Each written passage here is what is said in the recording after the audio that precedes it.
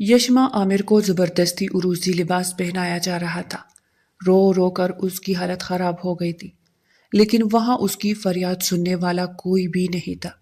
اس نے روتے ہوئے اپنی امی کی طرف دیکھا۔ خدا کا واسطہ ہے امی، آپ تو اپنی بیٹی پر بھروسہ کرے۔ یہ گناہ نہیں ہے، یہ میرا اپنا خون ہے۔ آپ سمجھ کیوں نہیں رہی ہے؟ میں نکاح پر نکاح کیسے کر سکتی ہوں؟ روتے روتے اس کی ہچکی بن گئی تھی، لیکن گھر والے ظالم سماج کی طرح اس کی ہر بات رد کر کے اسے عروسی لباس پہنا کر کسی اور کے ہمراہ رخصت کر رہے تھے۔ بس بہت ہو گیا ہے، بہت ناک کٹوا لی تم نے پورے خاندان میں ہماری۔ اب تمہاری ایک نہیں سنی جائے گی، بلکہ اب تم وہی کرو گی جو ہم تمہیں کہیں گے۔ تائی جان نے آگے بڑھ کر اسے ایک زوردار تھپڑ رسید کیا تو وہ اوندے منہ جا گری۔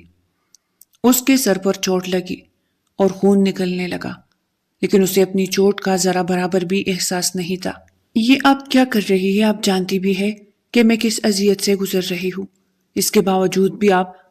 اس سے پہلے کہ وہ اپنا جملہ مکمل کرتی، اس کے بھائی نے آگے بڑھ کر اس کا جبڑا اپنے ہاتھوں میں جکڑ لیا۔ مجھے تو لگتا ہے کہ ہاشم خانزادہ کے گمشدہ ہونے کے پیچھے بھی تمہارا ہی ہاتھ ہے۔ تم کیا سمجھتی ہو کہ ہمیں کچھ پتہ نہیں چل سکے گا؟ اب تمہاری یہی سزا ہے کہ تم اس 50 سالہ شخص کے ہمراہ اپنی زندگی گزارو۔ ہم نے تو تمہیں پھول مہیا کیے تھے، لیکن تم نے خود اپنے ہاتھوں سے کانٹے چنے ہیں۔ اب اس میں ہمارا کوئی قصور نہیں ہے، جو کچھ تم نے کیا ہے یہ اسی کا کیا دھرا ہے۔ خبردار، جو اب آواز تم نے باہر نکالی تو یہ شادی کا ماحول ماتم میں بدل جائے گا، اور میں تمہیں خود اپنے ہاتھوں سے زمین کے حوالے کروں گا۔ خدا کا شکر کروں گا کہ ایسی بد کردار بہن زندہ دفن ہو گئی اور مجھے مزید زمانے کا منہ نہ دیکھنا پڑا۔ 20 سالہ احد نے کہا تو وہ ایک دم سے رونا بھول کر اپنے اس چھوٹے بھائی کو دیکھنے لگی جسے اس نے کبھی اپنے ہاتھوں سے تیار کیا تھا، اسے اپنے ہاتھوں سے کھانا کھلائی تھی، اسے بھائی بھائی کہتے نہ تکتی تھی، جس کے لیے اس نے بے شمار دعائیں کی تھی۔ آج وہی اسے موت کے گھاٹ اتارنے کی بات کر رہا تھا۔ وہ رونا بھول کر بس یک ٹک اسے دیکھے گئی، یہاں تک کہ وہ کمرے سے نکل گیا۔ وہ زمین پر بیٹھ گئی، اب آنسو بھی خشک ہو چکے تھے۔ اس نے اچانک سے اپنے پیٹ پر ہاتھ رکھا۔ مجھے امید ہے کہ میرا رب مجھے اکیلا نہیں چھوڑے گا، لیکن یہ گھر والے… آنسو ایک بار پھر سے اس کے پلکوں کی بار توڑ کر متواتر گر رہے تھے۔ آپ نے مجھے کس امتحان میں ڈال دیا ہے؟ کہاں ہے آپ؟ وہ چلانے لگی۔ آپ میرے سامنے آ جائے نا، پورا 1 مہینہ میں نے اذیت میں گزارا ہے، اور آج تو مجھ پر قیامت ٹوٹنے والی ہے۔ آپ کہاں ہیں ہاشم؟ جلدی آ جائے، میں جیتے جی مر جاؤں گی، بلکہ میں مر چکی ہوں، زندہ لاش بن کر گھوم رہی ہوں، لیکن میں ایک ننھی جان کو نہیں مار سکتی۔ خدا کا واسطہ ہے آپ آ جائے ہاشم۔ وہ گھٹنوں میں سر دیے بھلک بھلک کر روتے ہوئے کہہ رہی تھی۔ اسی دوران کمرے کا دروازہ کھلا اور زارا اندر داخل ہوئی۔ ارے ارے، یہ کیا حالت بنائی ہوئی ہے تم نے اپنی؟ دلہن ہو کر ایسے رو رہی ہو کہ جیسے کسی میت میں بیٹھی ہو۔ زارا نے ہنستے ہوئے اس کا مذاق اڑایا تو وہ رونا بھول کر اسے دیکھنے لگی۔ زارا، تم بھی میرا یقین نہیں کر رہی ہو کہ میرے ساتھ ظلم ہوا ہے؟ تم میرا ساتھ کیوں نہیں دے رہی ہو؟ تم تو سب جانتی ہو نا۔ وہ ایک دم سے کھڑی ہو کر اس کے پاس آئی اور اس کا ہاتھ تھام لیا۔ زارا نے اگلے ہی پل اس سے اپنا ہاتھ چھڑایا۔ دور رہو مجھ سے، نہ جانے کتنے لوگوں کو اپنے منہ لگا کر اب کسی ایک کے ساتھ بیاہ کر جا رہی ہو۔ تمہاری جیسی لڑکی کا ساتھ دے کر میں کیا کروں گی؟ تمہارا ساتھ دیا تو میرے اوپر بھی گناہ کا ٹیک لگ جائے گا، اور بھلا میں تمہارا ساتھ دوں ہی کیوں؟ تم خود قصوروار ہو، سب کچھ تمہاری وجہ سے ہی ہوا ہے۔ کیا میں اندھی تھی؟ مجھے نظر نہیں آتا تھا؟ یونیورسٹی میں جو کر رہی تھی وہ سب میری آنکھوں کے سامنے ہو رہا تھا۔ یہ میری شرافت تھی جو میں چپ رہی، لیکن اب میں مزید چپ نہیں رہ سکتی تھی۔ ایک لمحے کے لیے یشما نے نگاہیں اٹھا کر زارا کی طرف دیکھا۔ اسے حقیقت پتہ چل گئی تھی، اس کی آنکھوں میں بے یقینی ہی بے یقینی تھی۔ تو یہ سب کچھ تم نے کیا ہے؟ وہ اسے پوچھنے لگی۔ اس کے زارا کے بازو تھامے ہوئے ہاتھ ایک دم سے پہلو میں گر گئے۔ فارگوٹ سکھ، اپنے کیے کا سارا الزام مجھ پر مت ڈالو۔ بارات آ گئی ہے، یہ ڈرامے بند کرو اور جاؤ اسی کے ہمراہ جا کر رخصت ہو جاؤ جس کا بچہ تم اپنے پیٹ میں لے کر گھوم رہی ہو۔ یہ سننا تھا کہ یشما نے آگے بڑھ کر ایک زوردار تھپڑ زارا کو رسید کیا۔ خبردار، خبردار اگر تم نے میرے بچے کو گناہ کہا تو میں تمہاری جان لے لوں گی۔ زارا نے منہ پر ہاتھ رکھ کے پھٹی پھٹی نگاہوں سے اس کی طرف دیکھا، لیکن اگلے ہی لمحے زور سے ہنس پڑی۔ اب کچھ نہیں ہو سکتا تمہارا، مجھے مارا گیا یہ تپڑ بھی تمہارے کسی کام نہیں آ سکتا، نہ تمہاری تقدیر اب بدلنے والی ہے۔ تمہارا 50 سال کا دلہا بارات لے کر آ رہا ہے۔ بیسٹ آف لک، اس نے آگے بڑھ کر زہرآلود لہجے میں کہتے ہوئے اس کے گال تپ تپائے۔ تب اسے صحیح معنوں میں اندازہ ہوا کہ اس کی زندگی میں کتنی بڑی تبدیلی آنے والی ہے اور وہ کتنی بڑے گناہ کی مرتکب ہونے جا رہی ہے، لیکن یہ سب کچھ اس کے گھر والے اس کے ساتھ کر رہے تھے۔ اس کی کسی بات کا یقین کرنے کو تیار نہیں تھے، اور تو اور اس کی زندگی برباد کرنے پر تلے ہوئے تھے۔ میں ایسا ہرگز نہیں ہونے دوں گی۔ اب اگر یہ راستہ ہے تو یہی صحیح، مجھے معاف کر دینا میرے خدا۔ اگلے ہی پل اس نے آگے بڑھ کر وہاں رکھی چوڑی اپنی کلائی پر پھیرنی چاہی کہ دروازہ کھول کر کوئی اندر داخل ہوا۔ اس کی والدہ نے اسے یہ کام کرتا دیکھ لیا اور ایک دم سے چوری اس کے ہاتھ سے لے کر دور پھینک دی۔ اب اس کا کوئی فائدہ نہیں، یہ چوری تمہیں اپنی کلائی پر اسی وقت پھیر لینی چاہیے تھی جس وقت تم نے یہ گناہ کیا تھا۔ اب کچھ نہیں ہو سکتا، چلو تمہارے رخصت ہونے کا وقت آ گیا ہے۔ ان کا لہجہ پتھر کا تھا۔ انہوں نے اسے ہاتھ سے پکڑا اور تقریباً گھسیٹتے ہوئے مہمانوں کے سامنے لے گئی، جہاں اسے ایجاب و قبول کے لیے بٹھایا گیا۔ میں یہ کیسے کر سکتی ہوں؟ میں یہ نہیں کر سکتی، وہ رو رہی تھی، چلا رہی تھی، لیکن کوئی اس کی بات سننے کو تیار نہیں تھا۔ اس کی آنکھوں کے سامنے ماضی کا ایک ایک لمحہ گم گیا۔ کاش وہ سب کچھ نہ ہوتا جو ہو چکا تھا۔ ایک کاش وہ سنبھل جاتی، ایک کاش وہ خود پر قابو پا لیتی، ایک کاش یہ کاش ہی رہ گیا تھا، اور اس کی زندگی ایسی بدلی تھی کہ پھر کبھی سنبھل ہی نہ سکی۔ آنسو کی برسات کے دوران وہ ماضی کے پردوں پر چلنے والی فلم دیکھنے لگی جس نے اس کی زندگی کو پلٹ کر رکھ دیا تھا۔ یشما تکی ہاری یونیورسٹی سے گھر واپس آئی تو یہ دیکھ کر حیران رہ گئی کہ خالی گھر اس کا منہ چرا رہا تھا۔ یہ سب لوگ کہاں گئے؟ وہ حیران ہوئی۔ اپنے کمرے میں آ کر اس نے اپنا بیگ رکھا۔ گھر آتے ہوئے اسے شام کے 5 بج چکے تھے۔ کوئی کانا دے گا یا نہیں؟ اس نے دھائی دی، لیکن کوئی ہوتا تو جواب دیتا۔ اسی دوران اس کے کمرے پر دستک ہوئی تو وہ اچھل پڑی۔ جب گھر میں کوئی نہیں ہے تو پھر دستک کون دے رہا ہے؟ ڈرتے ہوئے دل کے ساتھ اس نے دروازہ کھولا اور پتھر کی ہو گئی۔ فوراً سے بھاگ کر اندر کمرے میں گئی اور دوپٹہ اٹھا کر اپنے اوپر پھیلا لیا۔ آپ یہاں کیا کر رہے ہیں؟ حیران ہونے کے باوجود بھی اس نے ٹوٹے پھوٹے لہجے میں سامنے کھڑے ہاشم خانزادہ کو دیکھا۔ میں نے آپ کا شور سن لیا محترمہ، اس لیے آپ کو بتانے آیا ہوں کہ گھر میں اس وقت کوئی بھی نہیں ہے۔ یہ سننا تھا کہ یشما کے پورے بدن میں سنسناہٹ توڑ گئی۔ کہاں گئے ہیں سب لوگ؟ کچھ کہا بھی نہیں، وہ انگلیاں مروڑ کر دروازے کی اوٹ میں ہو گئی۔ دروازہ اس نے آدھا بند ہی کیا ہوا تھا۔ شادی میں گئی ہے، یا تو رات دیر سے واپس ہوگی یا پھر صبح واپس آئے گی، اس لیے اب آپ کو کھانا نہیں ملے گا، بلکہ آپ کو کھانا بنانا ہوگا اور ہم دونوں کو کھانا ہوگا۔ ہاشم خانزادہ کے کہنے پر اس نے برے برے منہ بنائے۔ اچھا میں لیکن میں تو بہت تک گئی ہوں، وہ کہنے لگی۔ اگر آپ میری مدد کروا دیں یا پھر کچھ آرڈر کر دیں تو مہربانی ہوگی۔ یشما نے ہاتھ جوڑے تو ہاشم خانزادہ کے چہرے پر مسکراہٹ بکھر گئی۔ ٹھیک ہے، دیکھتے ہیں، لیکن رات کو آپ کو کھانا بنانا ہی پڑے گا۔ ابھی میں آرڈر کر دیتا ہوں، ہاشم خانزادہ نے مسکراتے ہوئے اسے اطلاع دی تو وہ خوشی سے اچھل پڑی۔ ٹھیک ہے، تھینک یو، اور کہتے ساتھ ہی اس نے دروازہ بند کر دیا۔ ہاشم خانزادہ اسے دیکھ کر رہ گیا۔ اسے یشما کی یہ احتیاط بہت پسند آئی تھی۔ وہ مسکراتے ہوئے وہاں سے واپس لوٹا اور اپنے کمرے میں آ کر آرڈر دینے لگا۔ تھوڑی ہی دیر میں ڈیلیوری بوائے آرڈر دے گیا تو وہ ایک بار پھر سے اس کے دروازے کے پاس کھڑا دروازہ کٹکھٹانے لگا۔ یشما کھانا لے لیجئے۔ یشما نے دروازہ کھولا تو وہ لباس تبدیل کر چکی تھی۔ اس نے سرخ رنگ کا شلوار قمیص پہنا ہوا تھا۔ اس پر اس کی دمکتی ہوئی گوری رنگت۔ ہاشم خانزادہ ایک لمحے کے لیے اسے دیکھ کر رہ گیا۔ یشما نے ہاتھ بڑھا کر پارسل اس کے ہاتھ سے لیا تو وہ ہوش میں آیا۔ اچھا میری بات سنیں۔ وہ پلٹ کر جانے لگی تو اس نے یشما کو پکارا۔ جی کہیے۔ وہ نگاہیں جھکائے ہوئی تھی۔ رات کو میری فلائٹ ہے، اس لیے دھیان سے رہنا، کمرے وغیرہ سب بند کر دینا اور کسی کو کھولنا مت۔ صبح تک یہ لوگ واپس آ جائیں گے، میں رات کو یہاں نہیں ہوں گا، اس لیے شاید تمہیں ڈر لگے۔ یشما نے نظریں اٹھا کر ایک لمحے کے لیے ہاشم خانزادہ کو دیکھا۔ وہ اس کا کتنا خیال رکھ رہا تھا۔ اس کے دل نے ایک بٹ مس کی۔ جی ٹھیک ہے کہتے ساتھ ہی وہاں اندر چلی گئی۔ ویسے آپ چاہتی تو ہم دونوں ساتھ کھانا بھی کھا سکتے ہیں۔ ہاشم کی آواز پر یشما کشمکش کا شکار ہوئی۔ اس کے دل نے ایک دم سے زور سے دھڑک کر اس کے پورے وجود کو ہلا دیا۔ ٹھیک ہے، باہر لان میں آپ انتظار کیجئے، میں آ رہی ہوں۔ ہاشم خانزادہ یہ سنتے ہی مڑ کر لان میں رکھی کرسیوں پر بیٹھ کر اس کا انتظار کرنے لگا۔ تھوڑی ہی دیر بعد وہ اسے سلیقے سے دوپٹہ سر پر جمائے باہر نکلتی ہوئی دکھائی دی۔ ہاتھ میں پلیٹیں بھی تھی، وہ سامان لے کر آئی تھی۔ وہ مسکرا کر رہ گیا۔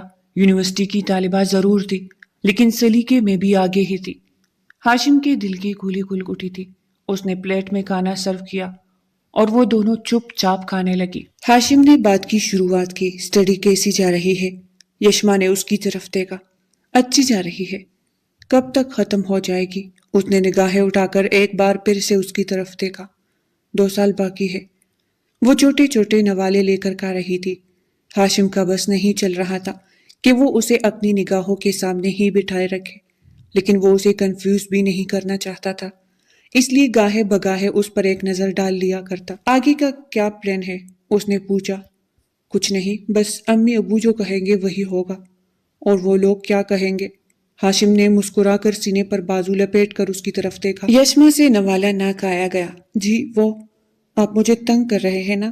اچانک سے یشما نے کہا تو ہاشم کلکلا کر ہنس پڑا۔ دیکھ رہا ہوں کہ تم میری بات کا اشارہ سمجھتی ہو یا نہیں۔ ہاشم نے آگے کی طرف ہو کر اس کے ہاتھ پر اپنا ہاتھ رکھا تو وہ پھٹی پھٹی نگاہوں سے اس کی طرف دیکھنے لگی۔ کیا ہو گیا؟ ایسے کیوں دیکھ رہی ہو؟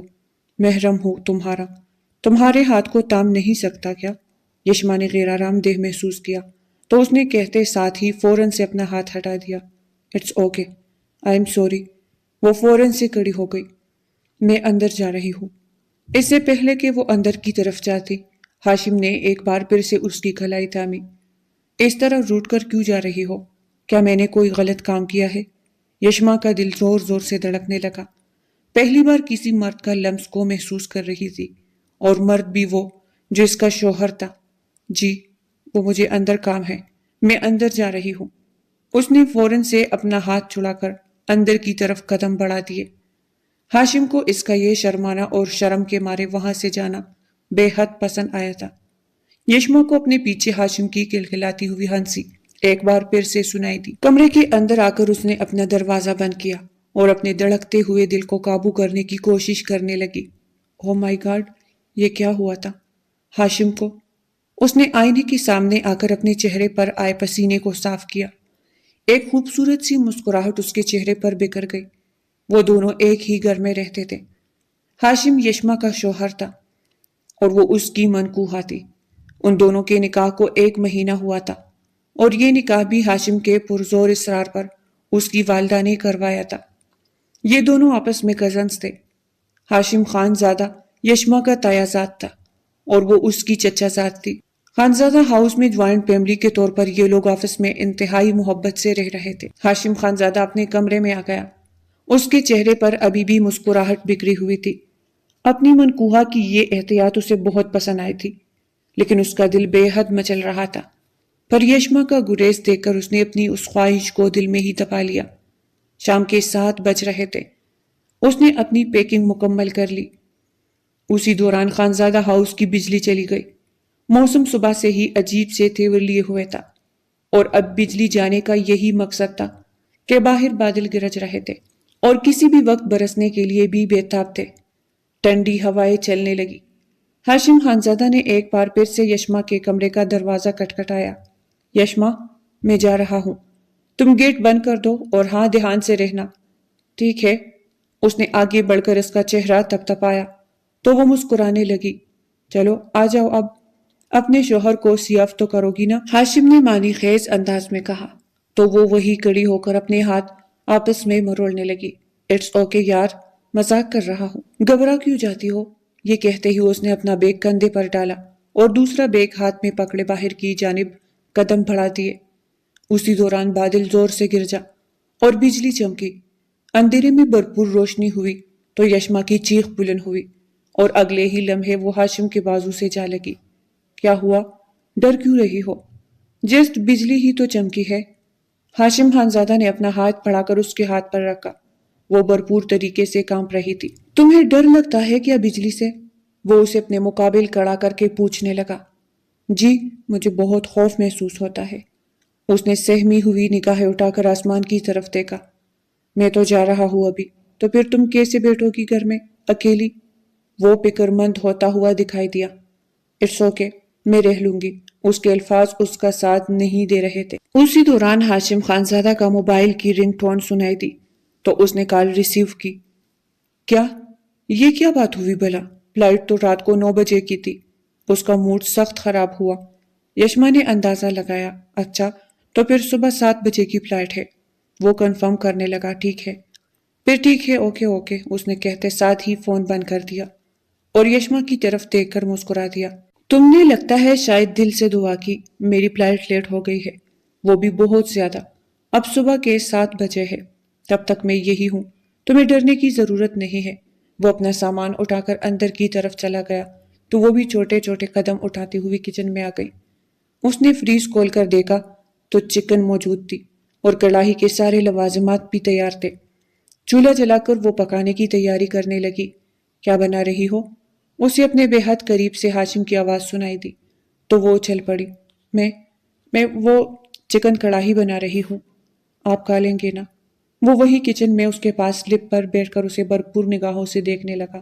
ہاں، اگر تم کھلاؤ گی تو ضرور کھا لیں گے۔ کڑاہی ویسے بھی مجھے اچھی لگتی ہے، اس نے یشما کو اپنی نگاہوں کے حصار میں لیتے ہوئے کہا تو وہ پزل سی ہوئی۔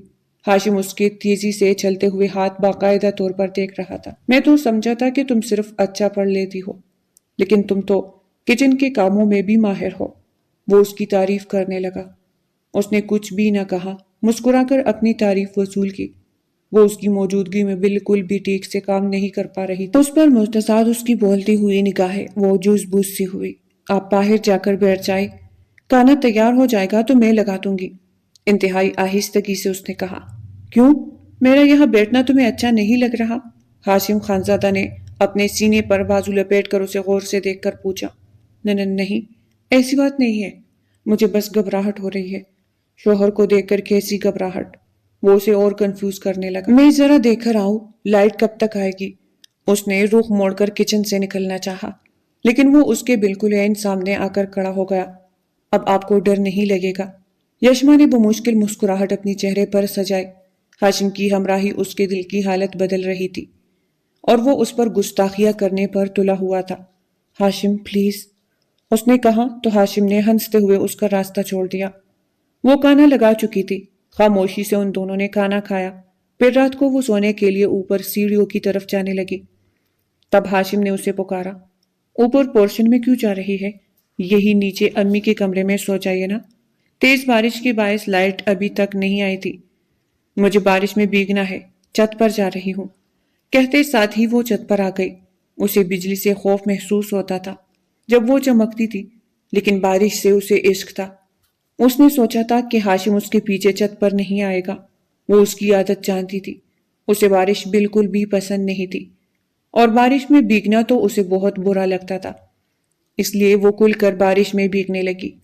وہ دونوں ہاتھ فضا میں پھیلا کر گول گول گھوم کر اندھیری رات میں چھت پر بارش میں بھیگنے لگی۔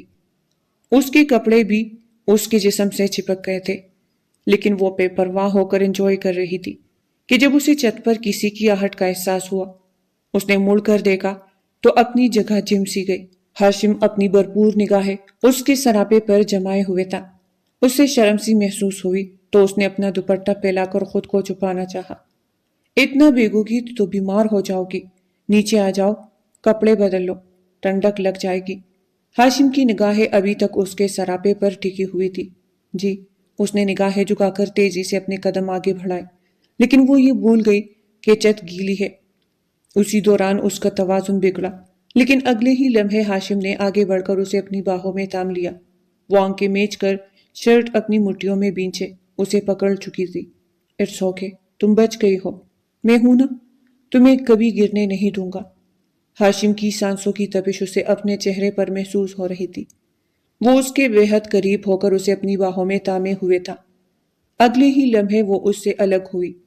آئی ایم سوری، یہ کہتے ہی اس نے فوراً سے قدم نیچے بڑھائے اور اپنے کمرے میں جانے کے بجائے نیچے تائی جان کے کمرے میں آ گئی۔ اسے اس اندھیری رات میں اکیلے کمرے میں سونے سے ویسے بھی ڈر لگ رہا تھا، اور یہ ہاشم کا حکم تھا کہ وہ پہلی منزل پر رہے تاکہ اسے احساس ہو کہ وہ محفوظ ہے۔ تائی جان کے کمرے میں آ کر اس نے اپنے کپڑے بدلے اور جیسے ہی پلنگ پر سونے کے لیے لیٹی تو ایک زوردار چیخ بلند ہوئی۔ اسے پلنگ پر کسی کی نرم کھال کا احساس ہوا۔ وہ گھبرا کر باہر آئی۔ ہاشم بھی اس کی چیخ سن چکا تھا۔ کیا ہو گیا؟ سب خیریت ہے؟ کمرے کے دروازے کے باہر گہرے گہرے سانس لیتے ہوئے اس نے اندر کی طرف اشارہ کیا۔ اندر کچھ ہے؟ اس کی سانسیں اتل پتل ہو رہی تھی۔ سانسوں کا یہ زیرو بم دیکھ کر ہاشم ایک لمحے کے لیے اس کی شخصیت میں کھو کر رہ گیا۔ جوان بیوی کے پاس ہوتے ہوئے خود پر قابو رکھنا کتنا مشکل ہوتا ہے، یہ بات آج ہاشم کو خاص طور پر محسوس ہو رہی تھی۔ کون ہے؟ ہٹو، میں دیکھتا ہوں۔ اس نے آگے بڑھ کر کمرے میں دیکھا تو اگلے ہی لمحے اس کی ہنسی نکل گئی۔ وہاں بلی بیٹھی ہوئی تھی اور وہ تقریباً اسی پر لیٹ گئی تھی، اس لیے اسے اس کا احساس ہوا تھا۔ اگر تمہیں ڈر لگ رہا ہے تو تم میرے کمرے میں آ جاؤ، اب بار بار تو اٹھ کر میں باہر نہیں آؤں گا۔ کتنا چیختی ہو تم، توبہ ہے۔ ہاشم نے اپنے دونوں کانوں کو ہاتھ لگائے تو یشما نے اپنی کمر پر ہاتھ رکھ کر اسے گھورا۔ تو آپ کو کس نے کہا ہے آپ میرے پاس آئے؟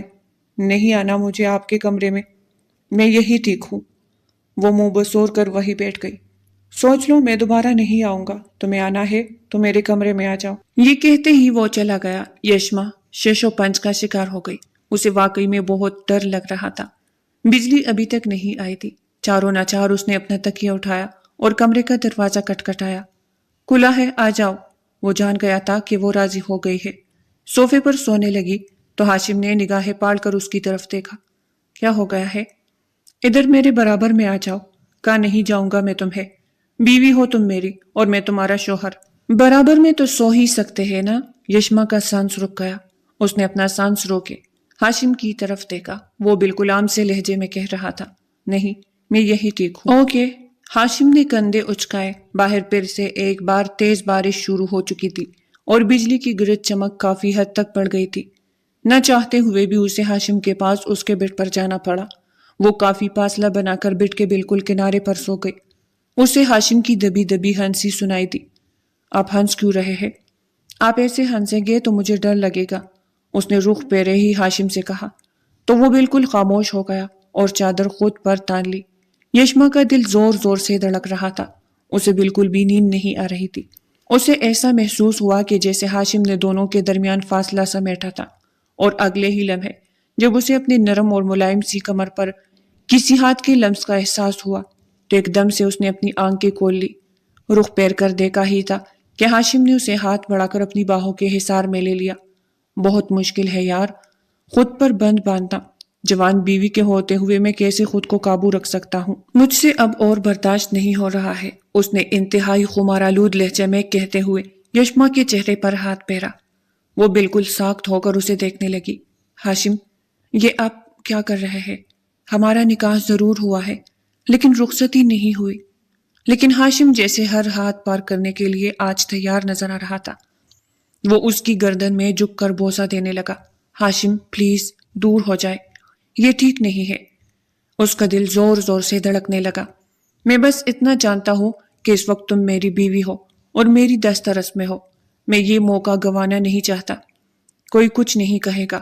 وہ اس کی ذات میں گم ہونے لگا۔ یشما اس کی شدتیں برداشت کرنے لگی، لیکن اس کے اندر یہ خوف تھا کہ اگر کسی کو پتہ چل گیا تو وہ کسی کا منہ دکھانے لائق نہیں بچے گی۔ ہاشم نے خود پر تھانی چادر اسے بھی اڑائی اور ان دونوں کے بدن چیخنے لگے۔ دونوں ایک دوسرے میں گم ہونے لگے۔ یشما نے بھی مزاحمت چھوڑ دی تھی۔ جو بھی تھا، بہرحال وہ اس کا شوہر تھا۔ پہل البتہ اس نے نہیں کی تھی، لیکن اب وہ بھی اپنے شوہر کا ساتھ دینے لگی تھی کہ وہ دونوں ایک دوسرے کے نکاح میں تھے اور کوئی غلط کام نہیں کر رہے تھے، بلکہ ایک دوسرے سے سکون ہی حاصل کر رہے تھے۔ تمہیں بارش میں بھیگتا دیکھ کر میرے ہوش تب ہی اڑ گئے تھے، لیکن پھر تم نے میرے برابر میں آ کر لیٹ گئی تو میرے اوسان ہی خطا ہو گئے اور میں صبر نہ کر سکا۔ وہ گہرے گہرے سانس لیتے ہوئے اس کے کان میں سرگوشی کر کے کہنے لگا، یشما مسکرا کر اس کے سینے میں اپنا سر چھپا گئی۔ وہ دونوں ایک دوسرے کی ذات میں گم ہو کر اب باتیں کر رہے تھے، یہاں تک کہ باتیں کرتے کرتے دونوں کی آنکھ کب لگی کسی کو کچھ پتہ نہ چلا۔ صبح جب اس کی آنکھ کھلی تو یہ دیکھ کر حیران ہوئی کہ وہ اپنے کمرے میں موجود ہے اور ہاشم کہیں بھی نہیں ہے۔ مسکرا کر اس نے برابر میں دیکھا تو وہاں ایک چٹ لکھ کر رکھی ہوئی تھی، میرے قریب آئے ہو اور مجھے سکون فراہم کرنے کا شکریہ، میں جا رہا ہوں، فلائٹ مس ہو جائے گی اور گھر والے 8 بجے تک پہنچ جائیں گے، تب تک آپ اپنا انتظام کر لینا۔ یہ تحریر پڑھتے ہی اس کے چہرے پر مسکراہٹ بکھر گئی۔ وہ اسے اپنی باہوں میں اٹھا کر اس کے کمرے میں پہنچایا تھا۔ ایک بھرپور انگڑائی لے کر اس نے خوبصورت دن کا آغاز کیا، لیکن اسے نہیں پتا تھا کہ یہ ایک خوبصورت رات جو اس کی زندگی میں کل آئی تھی ہمیشہ ہمیشہ کے لیے بھیانک رات میں بدلنے والی تھی۔ ہاشم خانزادہ روزگار کے حصول کی غرض سے لندن روانہ ہو گیا تھا اور اس سے وعدہ کر گیا تھا کہ وہ جلد لوٹ کر اسے رخصت کروائے گا۔ وہ اس کے انتظار میں دن گزارنے لگی۔ ہاشم خانزادہ جاتے جاتے اسے اس خوبصورت رات کی حسین یادیں تحفے کے طور پر فراہم کر گیا تھا۔ وہ یونیورسٹی کے امتحان سے فارغ ہو کر اپنے کمرے میں بیٹی کتاب پڑھ رہی تھی کہ اسے اچانک سے گھبراہٹ کا احساس ہوا۔ صبح جب وہ اٹھی تب بھی اسے ایسا ہی محسوس ہوا تھا۔ کل رات کو وہ اپنی کزن کے ساتھ خوب پارٹی اور ہلہ گلا کر کے گھر میں ادم مچائے ہوئے تھی۔ وہ گھر بھر کی لاڈلی بچی تھی، لیکن اب اسے اپنی اس حالت کا خود بھی اندازہ نہیں ہو رہا تھا۔ 2 بار وہ واش بیسن پر جھک کر وامٹ کر چکی تھی، لیکن اسے اس بات کا اندازہ نہیں ہو پایا۔ لگتا ہے کل رات کو کچھ زیادہ ہی کھا لیا ہے۔ اس نے آئینے کے سامنے کھڑے ہو کر اپنے چہرے کا اندازہ کیا جو کافی حد تک بے رونق سا دکھائی دیا۔ ڈارک سرکل کافی حد تک بڑے ہوئے تھے۔ یہ ہو کیا رہا ہے میرے ساتھ؟ 2 دن پہلے بھی اسے ایسا ہی محسوس ہوا تھا۔ اس کا سر چکرانے لگا۔ کیا ہوا ہے بیٹا تمہیں؟ اس کی والدہ نے آگے آ کر اسے تھاما۔ امی پتہ نہیں، عجیب سا گھبراہٹ محسوس ہو رہا ہے، میں تمہیں دوائی دے دیتی ہوں، اگر ٹھیک نہ ہو تو تم ڈاکٹر کے پاس چلی جانا۔ اس نے اس بات میں سر ہلا کر لیٹنے کو ترجیح دی کہ وہ کافی حد تک خود میں کمزوری محسوس کر رہی تھی۔ شام تک اس کی حالت کافی حد تک سنبھل چکی تھی، لیکن اگلی صبح کو پھر سے وہی احساس ہوا۔ اسے سخت متلی محسوس ہو رہی تھی۔ امی لگتا ہے آج تو ڈاکٹر کے پاس جانا ہی پڑے گا، میں زارا کو لے کر چلی جاتی ہوں۔ یہ کہتے ہی اس نے اپنا پرس کندھے پر لٹکایا اور زارا کے پاس چلی آئی۔ یار میری طبیعت پچھلے کچھ دنوں سے ٹھیک نہیں ہے، تم میرے ساتھ ڈاکٹر کے پاس چل رہی ہو؟ زارا جو اپنے بال بنا رہی تھی، ایک نظر اس نے سامنے کھڑی یشما کو دیکھا۔ وہ یشما کو اپنے دشمن تصور کرتی تھی کیونکہ وہ ہاشم خانزادہ سے محبت کرتی تھی۔ پھر ہاشم خانزادہ نے زارا اور یشما میں سے یشما کو اپنی ذات کے لیے چنا، تب سے وہ اسے حسد محسوس کرتی تھی۔ ٹھیک ہے میں آتی ہوں، اس نے یشما کی ذات پر احسان عظیم کیا۔ وہ 15 منٹ تک بنگلے کے باہر کھڑی رہی جب وہ سہج سہج کر قدم اٹھاتے ہوئے وہاں پر آئی۔ جلدی کرو یار، ڈرائیور بھی کام سے نکل گیا، اب رکشے میں ہی جانا پڑے گا۔ وہ دونوں رکشے میں ہسپتال آ چکی تھی۔ ڈاکٹر نے زارا کو باہر انتظار کرنے کا کہا اور یشما کی ساری کیفیات معلوم کرنے کے بعد اسے ایک ایسا سوال کیا جسے سن کر یشما کے پیروں تلے سے زمین نکل گئی۔ میں آپ سے ایک سوال کرنا چاہتی ہوں کہ کیا آپ میرٹ ہے؟ یہ سننا تھا کہ یشما کا ماتھا ٹینکا، اس کے ہونٹ آپس میں سختی سے پیوست ہو گئے، اسے ٹھنڈے پسینے آنے لگے اور ہاتھ پیر پھولنے لگے۔ جی میں میرٹ ہوں، لیکن میری رخصتی نہیں ہوئی ہے۔ ڈاکٹر نے مسکرا کر اس کی طرف دیکھا۔ رخصتی سے پہلے کچھ ہوا ہے کیا؟ معنی خیز انداز سن کر ایک لمحے کے لیے اسے وہ حسین رات یاد آ گئی جو اس نے اپنے شوہر کے ہمراہ گزاری تھی۔ اس نے بمشکل اپنے خشک ہونٹوں پر زبان پھیری۔ ایسا کچھ نہیں ہو سکتا، ڈاکٹر بالکل یقین سے کہہ سکتی ہوں۔ ڈاکٹر نے مسکرا کر اسے دیکھا۔ یہ اگر ہوگا بھی تو خوشی کی بات ہے، رخصتی نہیں ہوئی تو کیا ہوا؟ نکاح میں تو ہے نا آپ ان کے، جائیے جا کر انہیں خوشخبری سنائے تو وہ جلدی سے رخصتی کا انتظام کرے۔ یہ سننا تھا کہ یشما کا پورا وجود کانپ اٹھا۔ وہ کچھ بھی کہے بغیر واپس آئے۔ تمہیں کیا ہو گیا؟ تمہارے منہ پر 12 کیوں بج رہے ہیں؟ زارا نے اس سے پوچھا۔ کچھ نہیں، بس ایسے ہی طبیعت ٹھیک نہیں ہے۔ وہ اسٹور پر آئی، اس نے چند ضروری چیزیں خریدی۔ زارا وہی موبائل میں لگی ہوئی تھی، اس لیے یشما نے سکون کا سانس لیا۔ گھر آ کر اس نے فوراً سے کمرہ بند کیا اور چیک کیا تو اسے علم ہو چکا تھا کہ وہ ہاشم خانزادہ کے بچے کی ماں بننے والی ہے۔ اس نے آئینے میں خود کو دیکھا۔ آنسو متواتر اس کی آنکھوں سے بہہ رہے تھے۔ کتنا منع کیا تھا میں نے ہاشم آپ کو، لیکن آپ نے اس رات میری بات نہ سنی اور مجھے بھی اس راستے پر چلایا کہ جہاں میں اکیلی کھڑی ہوں۔ لیکن اب میں آپ کو یہ ساری صورتحال بتاؤں گی۔ اس نے اپنے آنسو پونجے اور فوراً سے تائی جان کے کمرے میں آئی۔ تائی جان، کیا ہاشم سے آپ کی بات ہوئی ہے؟ وہ جو الماری ٹھیک کر رہی تھی ایک دم سے اس کی بات سن کر مسکرائی۔ ہاں، پرسوں میری بات ہوئی تھی، لیکن 2 دن سے فون نہیں اٹھا رہا۔ پتہ نہیں کیوں مجھے شک بھی ہو رہا ہے کہ وہ ٹھیک تو ہے نا۔ ایک کام کرو، تم اس سے میرا نمبر لے لو، تم اسے فون لگاؤ۔ اس کی مشکل تائی جان نے آسان کر دی اور اسے ہاشم خانزادہ کا لندن کا فون نمبر دیا۔ وہ اسے کال ملانے لگی، لیکن وہ کال نہیں اٹھا رہا تھا۔ ہاشم پلیز کال اٹھا لو، ایک بہت بڑی نیوز ہے، لیکن میں بہت زیادہ خوف کا شکار ہوں۔ اس نے وائس میسج چھوڑا، لیکن یہ کیا، رات تک اس کا کوئی جواب موصول نہیں ہوا تھا۔ وہ پھر تائی جان کے پاس آئی تھی۔ تائی جان، ہاشم نے مجھے میری بات کا کوئی جواب نہیں دیا، فون بھی نہیں اٹھا رہے۔ یہ سننا تھا کہ تائی جان کے ہاتھ پیر پھولنے لگے۔ ایسا کیسے ہو سکتا ہے؟ اسے وہاں گئے 1 مہینہ ہو گیا ہے، تو پھر اب وہ فون کیوں نہیں اٹھا رہا؟ پچھلے 3 دن سے یہی ہو رہا ہے اور آج 4تھا دن ہے۔ وہ رونے لگی تو یشما کے دل کو بے اختیار کچھ ہوا۔ وہ ایک عجیب مصیبت میں پھنسی ہوئی تھی اور ہاشم دوسری طرف سے فون نہ اٹھا کر مزید پریشان کر رہا تھا۔ آپ ٹینشن مت لے، بڑے ابا سے کہے نا، وہ سب ٹھیک کر دیں گے، معلوم کر لیں گے کہ ہاشم اس وقت کہاں ہے۔ تائی جان نے فوراً سے اپنے شوہر اشفاق خانزادہ کو بتایا تھا اور یہ بات پورے گھر میں پھیل گئی۔ گھر کے تمام لوگ چچا چچی سمیت وہاں موجود تھے۔ ہاشم خانزادہ سے رابطہ نہ ہوئے پورے 4 دن گزر چکے تھے۔ ہم لوگ کوشش کر رہے ہیں، آپ سب دعاؤں میں لگ جائے نا۔ نہ جانے کہاں ہے، کیا کر رہا ہے، فون تک نہیں اٹھا رہا۔ اس کے دوست کو فون کر لیا، وہ بھی کہہ رہا ہے کہ پچھلے 3 دن سے اس نے ہاشم خانزادہ کو نہیں دیکھا ہے۔ یہ سننا تھا کہ یشما کی ہچکیاں بن گئی اور وہ منہ پر ہاتھ رکھ کر روتے ہوئے اپنے کمرے میں آ گئی۔ یہ کیا کر دیا ہے آپ نے؟ ہاشم، آپ کہاں ہیں؟ پلیز میرا فون اٹھا لیجئے۔ اس نے ایک بار پھر سے وائس میسج چھوڑا۔ میں آپ کو کیسے بتاؤں کہ میں آپ کے بچے کی ماں بننے والی ہوں؟ یہ خبر مجھ پر پہاڑ بن کر نازل ہوئی ہے۔ آپ پلیز جہاں بھی ہے مجھ سے رابطہ کریں، مجھے بتائے مجھے آگے کیا کرنا چاہیے۔ وہ روتے ہوئے وائس میسج پر اسے کہہ رہی تھی۔ کمرے کا دروازہ آدھا کھلا ہوا تھا اور اس دروازے کے پار کھڑے ایک نپوس نے یہ بات بغور سنی تھی۔ اچھا، تو یہ کھیل رچایا جا رہا ہے۔ زارا کے چہرے پر مسکراہٹ بکھر گئی۔ یہ اچھا موقع ہے یشما تم سے اپنی ذات کا بدلہ لینے کا، اسی لیے تم ڈاکٹر کے پاس بھی بدحواسی ہو کر واپس آئی تھی۔ تو تم ہاشم کے بچے کی ماں بننے والی ہو، لیکن یاد رکھو زارا، تمہیں کبھی ہاشم سے نہیں ملنے دے گی اور تم سے یہ بچہ بھی چھین لے گی۔ وہ دوڑ کر وہاں موجود تمام لوگوں کے پاس آئی۔ میں جانتی ہوں کہ ہاشم خانزادہ کہاں ہے، یہ بات صرف اور صرف یشما کو معلوم ہے۔ اس نے ہاشم کے ساتھ دھوکہ کیا ہے اور کسی اور کے بچے کی ماں بننے والی ہے۔ سیڑھیوں سے اترتے ہوئے یشما نے زارا کا یہ زہرآلود الزام سنا تھا اور وہی پتھر کی ہو گئی تھی۔ کیا بکواس کر رہی ہو تم؟ تائی جان نے آگے بڑھ کر کہا تو زارا نے یشما کی طرف اشارہ کیا۔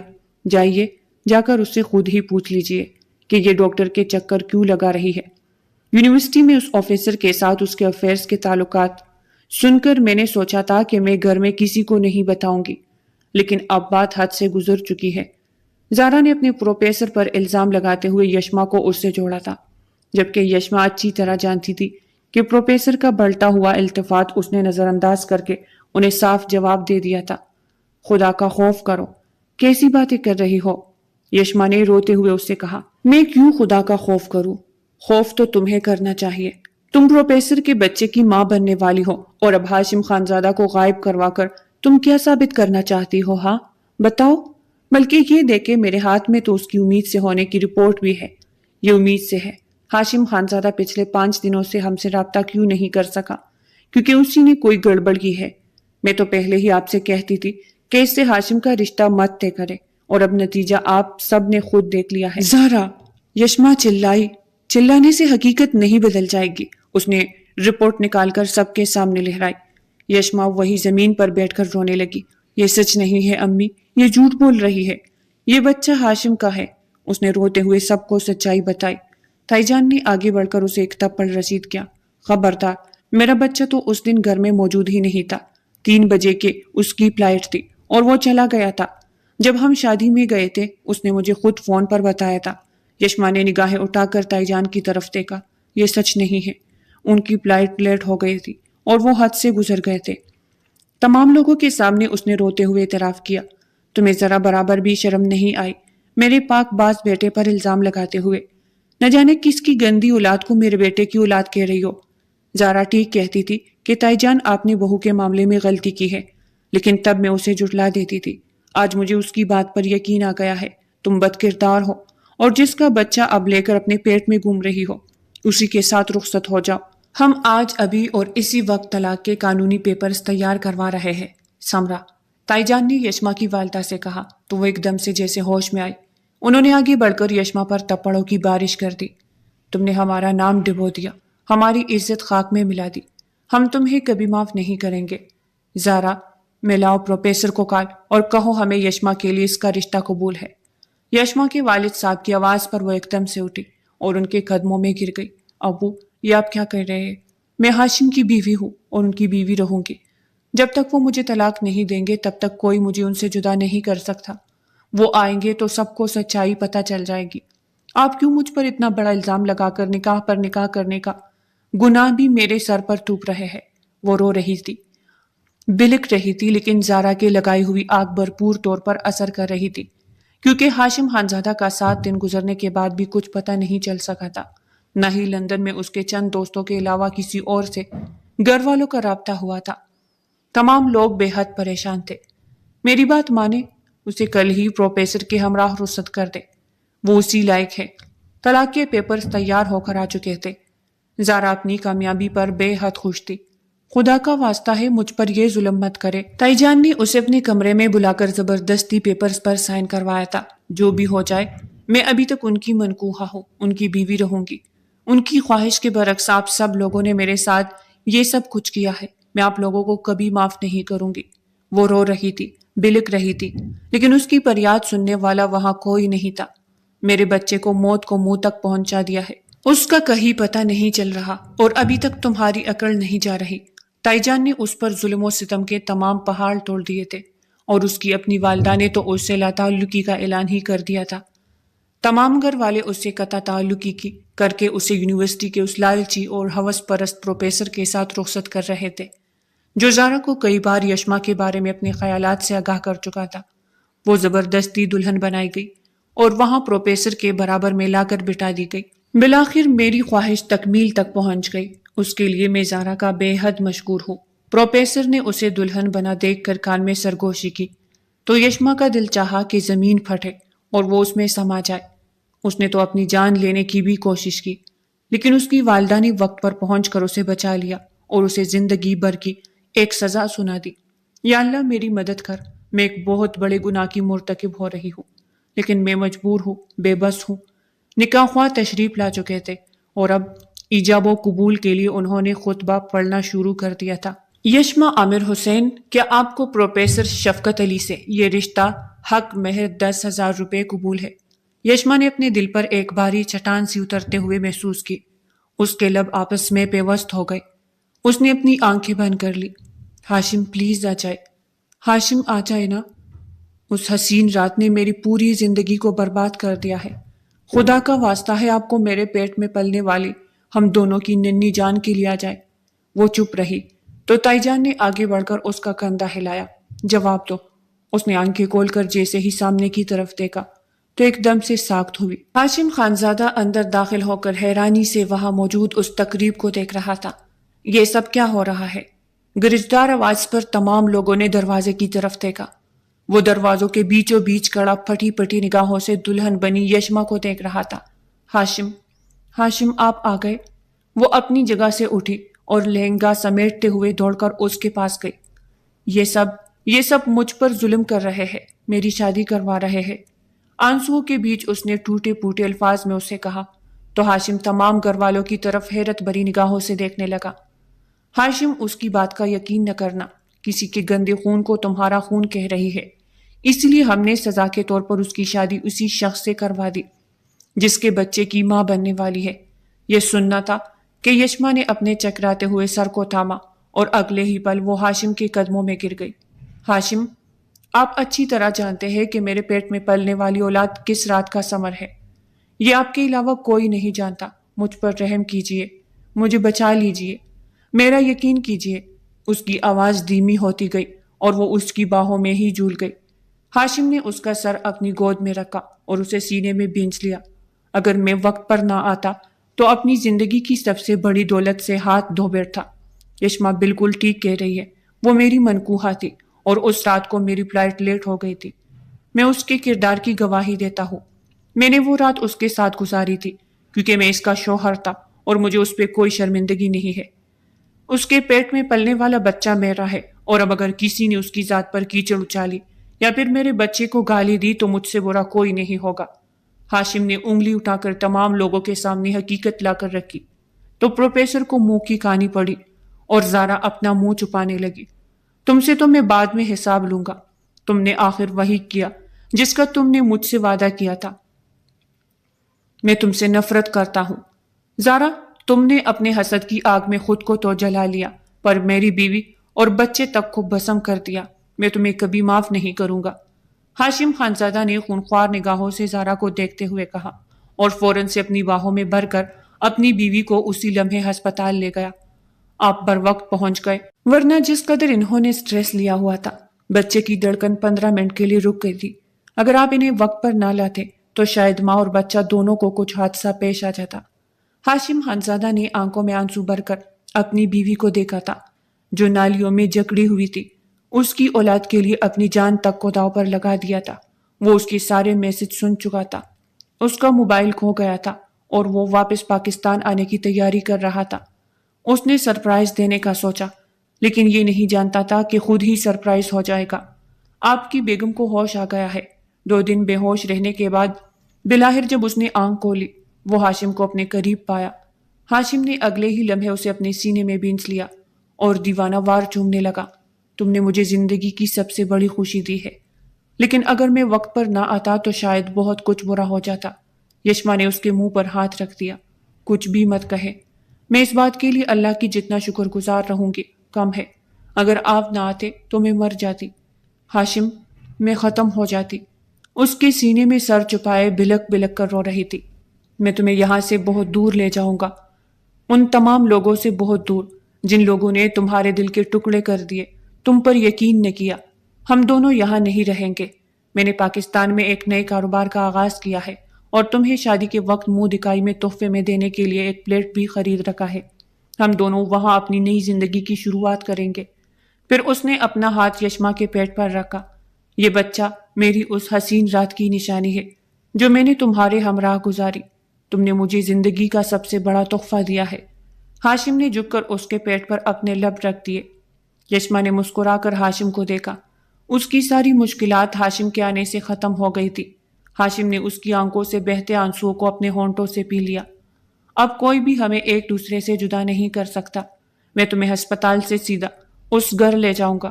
میری غیر موجودگی میں جو سلوک تم سے کیا گیا، میں اسے کبھی نہیں بھول سکتا۔ ہم وہاں پلٹ کر واپس نہیں جائیں گے۔